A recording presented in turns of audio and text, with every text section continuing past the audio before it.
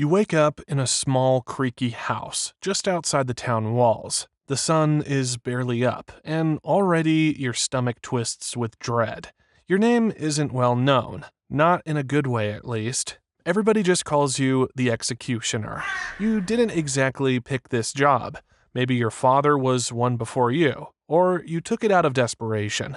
Whatever the reason, it's not like anyone's lining up to chop off heads or hang criminals. But here you are, forced into a life nobody wants. From the moment you step outside, people eye you with fear or disgust. Some folks cross the street just so they don't have to walk near you. Others whisper insults when they think you can't hear. You do the town's dirty work, carrying out the law when a judge condemns someone to die. You'd think that would make you a respected figure, since you serve justice. But it does the opposite. The townspeople see you as stained by blood, tainted by death. They need you, but they don't want to be your friend.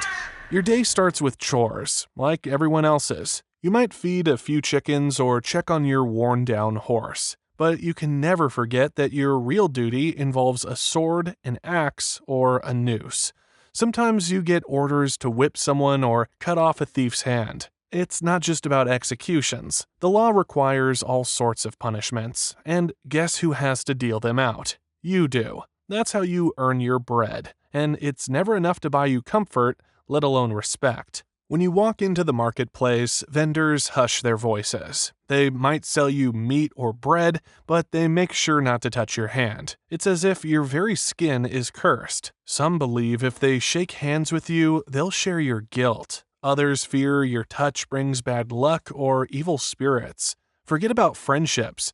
Nobody invites you to parties or celebrations.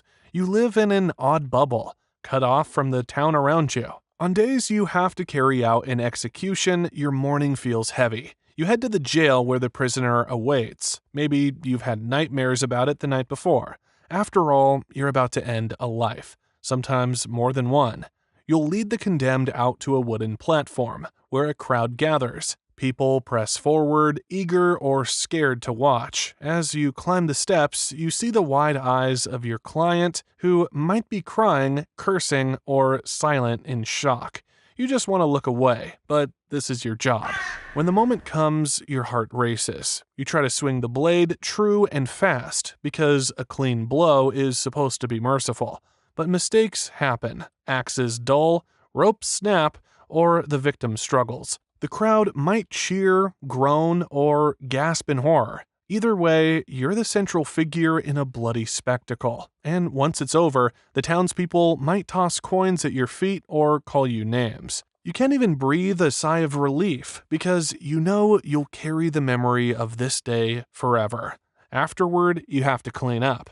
That means scrubbing blood off your weapons and sometimes off the execution platform itself. It's a grim task that leaves your hands shaking, no matter how many times you've done it. If you have an apprentice, maybe they help, but you can't exactly chat about normal things like the weather. Everyone around you acts like being in your presence is enough to curse them. Even your family faces trouble. If you have a wife or children, they're stuck with the same social stigma. Your kids might get teased or bullied in the streets. Your spouse can barely make friends or go to church without feeling people's cold stares. Some towns force the executioner's family to live outside the main gates, in a small cluster of homes where other shunned folks stay. You don't choose to be an outcast. You're forced into it. And let's not forget the risk of disease or infection. You deal with blood and gore all the time, and in medieval Europe, there's no real knowledge of germs. You might wash your hands in a bucket of water, but that's about it. If the condemned prisoner had an illness, you could catch it. Cuts or nicks on your hands become gateways for all sorts of infections. You do your best to keep your tools sharp and clean, but it's a losing battle with no modern medicine. So why did it suck to be an executioner in medieval Europe? Because from dawn to dusk, your life is filled with isolation, fear, and guilt. The people who rely on you also reject you. You earn money by doing something most find horrifying, and the only comfort you might get is a few extra coins to put food on your table.